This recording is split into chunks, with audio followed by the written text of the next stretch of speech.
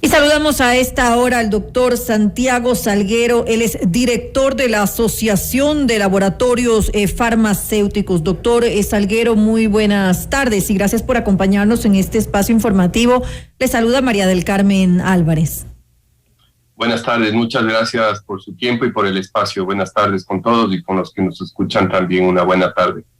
Doctor, como lo dije hace un momento, desde hace ya varias semanas e incluso meses de lo que lleva la pandemia aquí en nuestro país, se ha denunciado la falta de medicamentos en hospitales públicos. Pero ¿cómo es posible que justamente ahora que estamos atravesando esta situación, esta pandemia, se dé esta situación y que no se tomen pues las previsiones necesarias para que exista el debido abastecimiento en las casas de salud? Lo hemos ya palpado en algunos hospitales del Instituto Ecuatoriano de Seguridad Social, también en el Eugenio Espejo, que está justamente respaldado por el Ministerio de Salud Pública, donde se genera esta falla en el proceso de compra. ¿Cómo se puede viabilizar la adquisición de los medicamentos, de los insumos que son necesarios en estos momentos? Bueno, muchas gracias. Creo que es una pregunta que cada cierto tiempo nos volvemos a hacer. Este es un problema que ha venido recurrentemente presentando el sistema público de salud.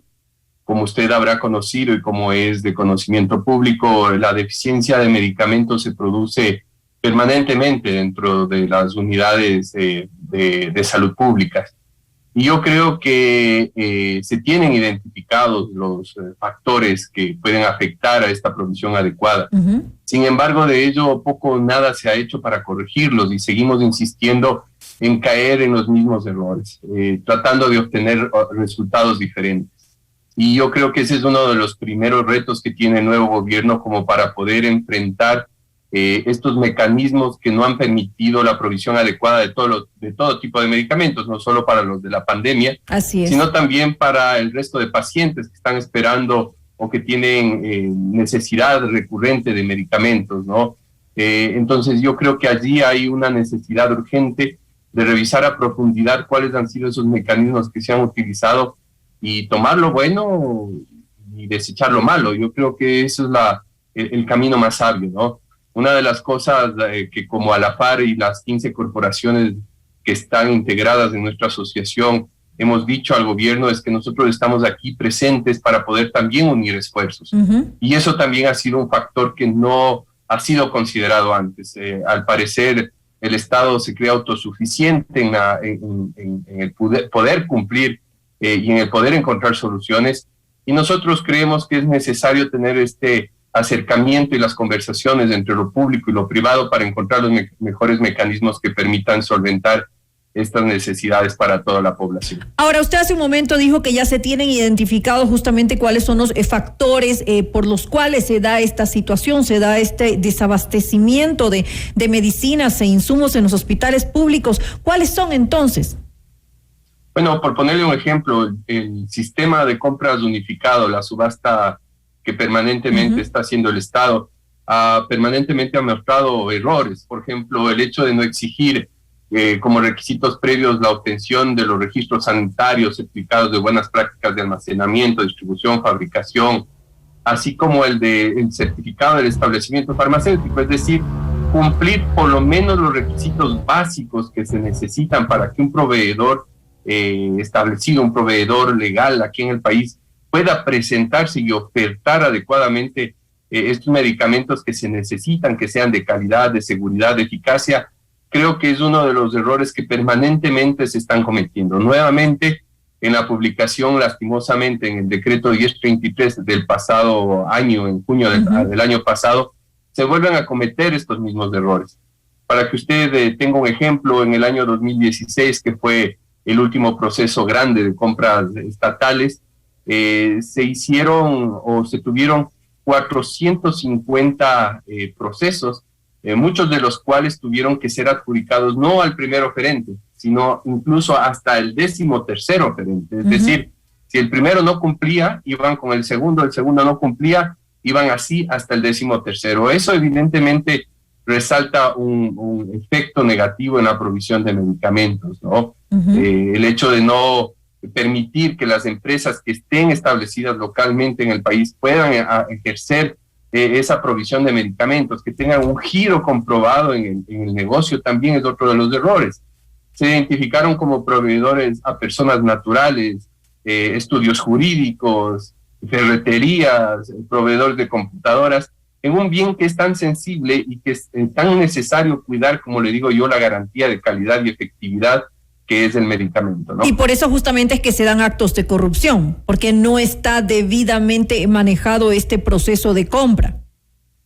Sí, efectivamente, el tema de la corrupción yo creo que también pasa por no saber a ciencia cierta cuáles son esas cantidades y esas necesidades en cada una de las unidades públicas de salud. No se tiene un control adecuado, no se llevan estadísticas adecuadas, no se tiene siquiera un manejo claro de qué es lo que ingresa al hospital y cómo sale, hacia dónde va. Y por lo tanto no se pueden hacer proyecciones de las necesidades que se tienen y de las necesidades que va a requerir la población.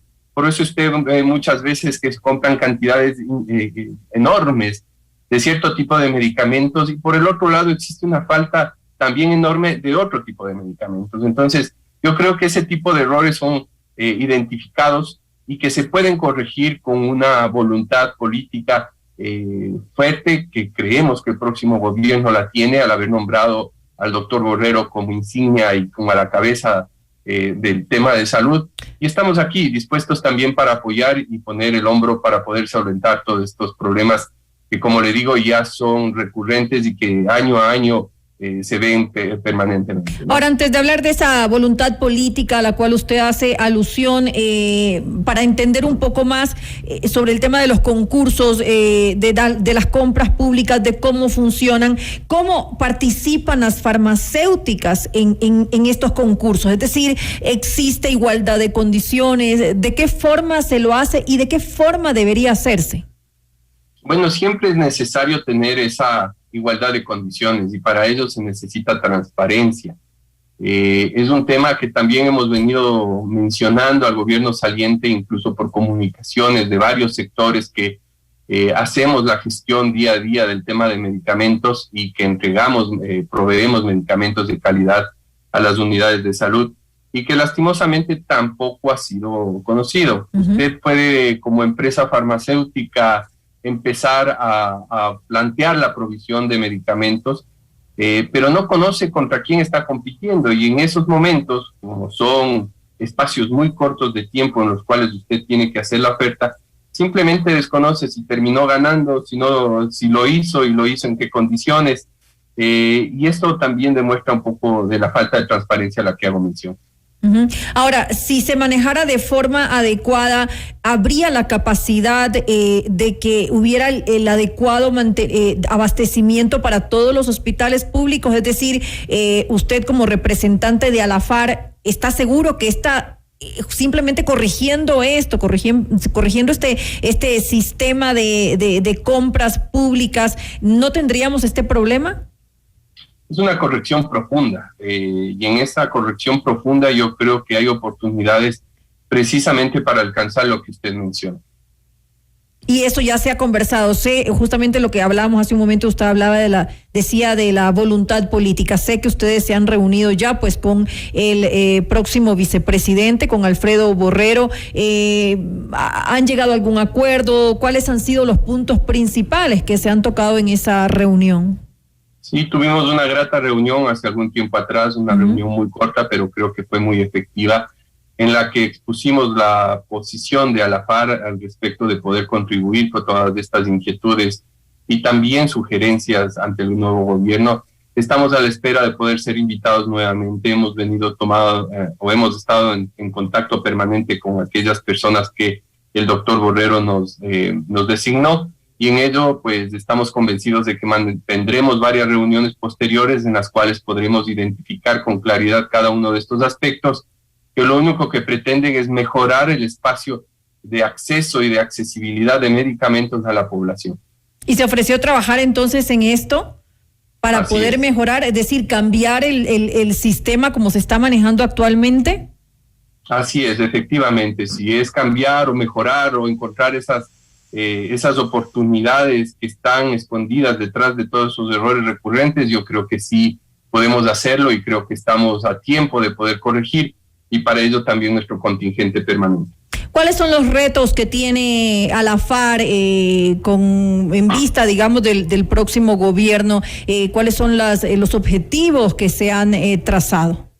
Bueno, tenemos nosotros propuestas inmediatas como esta. La primera, la derogatoria del decreto 1033 que le menciono, fue promulgado en junio del año pasado, y con ello la norma conexa emitida por el ARCE el día de ayer referente a los requisitos de etiquetado en trazabilidad, que son normas inventadas detrás de un escritorio, que son prácticamente inaplicables y que podrían afectar aún más la provisión de medicamentos. ¿Pero hasta qué punto puede afectar el decreto? Otro de los factores importantes para nosotros ha sido el considerar a los visitadores médicos de la fase 1 de vacunación por su exposición y permanente riesgo para contraer lo que sería el COVID, debido a su ejercicio profesional. Usted conoce que están en permanente contacto con médicos en unidades privadas de atención de salud, y eso les expone muchísimo a esta afectación. Ahora, ¿cómo se podría comprobar que son visitadores médicos? Bueno, para eso también nos estamos ofreciendo nosotros, para poder hacer un filtro. No es casualidad que el tema de la transparencia tiene que ser otro de los factores inherentes a cualquier proceso de vacunación que se lleve a cabo. Y en eso nosotros estamos como garantes de poder verificar que las personas que nosotros enviemos, ese listado que enviemos al Ministerio de Salud, pues efectivamente cumplan con esa labor que es la que yo menciono, la de la visita médica, ¿no? Hablaron sobre esto con Alfredo Borrero, porque ya este gobierno pues obviamente ya no va a conseguir absolutamente nada con respecto a esta petición que ustedes habían hecho ya tiempo atrás. Sí, bueno, es un tema que permanentemente lo vamos a estar solicitando, y también lo hemos presentado a las nuevas autoridades de gobierno. ¿De cuántas personas estamos hablando?